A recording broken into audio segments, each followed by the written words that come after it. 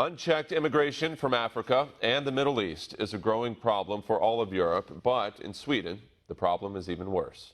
This is according to One America's Pearson Sharp, and he explains how the most tolerant country in the world is struggling to stay ahead of this surge in violence from so-called refugees. Sweden, a land of opportunity and freedom. The Swedes enjoy world-class healthcare, education, and one of the strongest economies in the EU, with some of the lowest debt. Swedish cities are also some of the safest in the world, and residents can walk home at night without fear of rape or being attacked. Sadly, though, all of that is changing. Sweden's once peaceful population is under assault as migrants from the Middle East pour into the Scandinavian haven by the hundreds of thousands. Crime in the country has skyrocketed as Muslim immigrants gather in the large cities and suburbs, creating areas where residents and even police are afraid to go. Once unheard of, grenade attacks are now constant threats to those living near these refugee centers. In January of 2018, a man in his 60s was killed and a 45-year-old woman was injured when a migrant tossed a grenade into a metro station in Stockholm. Rival gangs from Somalia are frequent culprits, and a few weeks later in the western city of Gothenburg, a hand grenade was thrown inside a house while 7 people were at home. Gang violence in the same city also claimed the life of a 4-year-old girl who was killed when a car bomb exploded. And in the peaceful town of Uppsala, a Dutch exchange student was hit with a stray bullet when refugees carried out an execution-style killing at a pizza restaurant. We are not satisfied with immigration politics. We want them to have better control. We have people that have not been allowed to stay in Sweden, that the police have no idea where they are. And we want the Swedish government to take control. In Malmö, a grenade was thrown at a police station, exploding outside.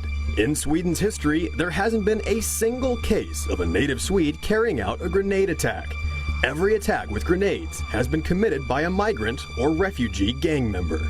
And yet police in Sweden are forbidden from reporting the ethnicity or background of criminals. And so targeting the problem, immigrants from Africa and the Middle East, remains impossible.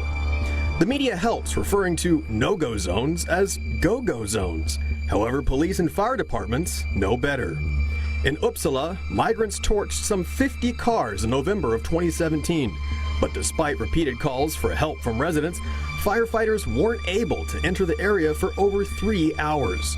When they finally arrived, they had to be escorted by heavily armed police using riot gear and machine guns.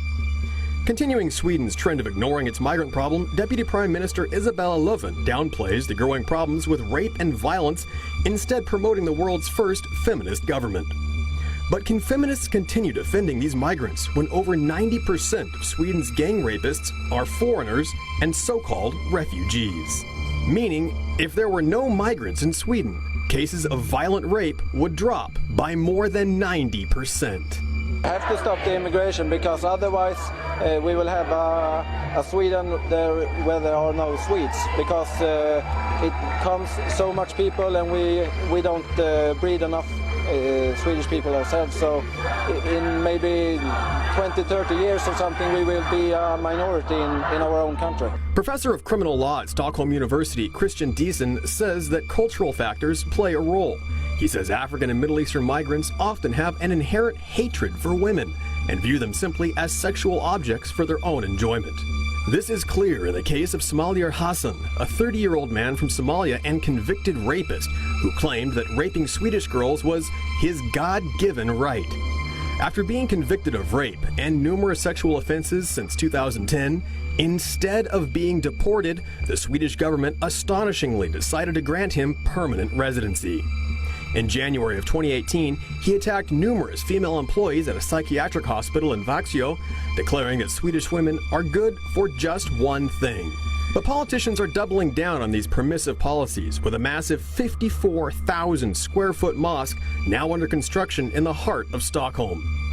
Migrants enjoy complete religious freedom in Sweden, but residents say the migrants are intolerant of other religions and should be given the same rights they give to Christians in their own countries. It's also Middle East and Africa that is always overrepresented when it comes to violent crimes. And my guess is that it's the same kind of groups that today are rioting around Stockholm. Even many of the migrants themselves say the unchecked immigration in Sweden is a problem. Of course I place full responsibility on the government. They are simply bringing more and more people here, and it's destroying the country. It's even destroying the whole of Europe. But still, they keep bringing them here. I am a foreigner myself, but we have not had these numbers before. They can't assess the people. They don't even know their ages. The problem is compounded by the growing number of migrant and Muslim-friendly leaders in the government who have launched an international effort to dismiss the rise in crime with media and state-funded PR campaigns. Sweden's prime minister has denied the existence of no-go zones despite testimonies from residents and police, as crime in Sweden has risen dramatically above the European average. Police have no support either, as Peter Springer, a Swedish police officer, is being investigated after claiming that, in his experience, most crime in Sweden is committed by immigrants. While the problem is growing exponentially, migrants are still a minority in the country, for now. But as hundreds of thousands of refugees continue to bring violence to Sweden's shores, it's not clear how long it will be before native Swedes are forced to seek asylum from these asylum seekers. Pearson Sharp, One America News.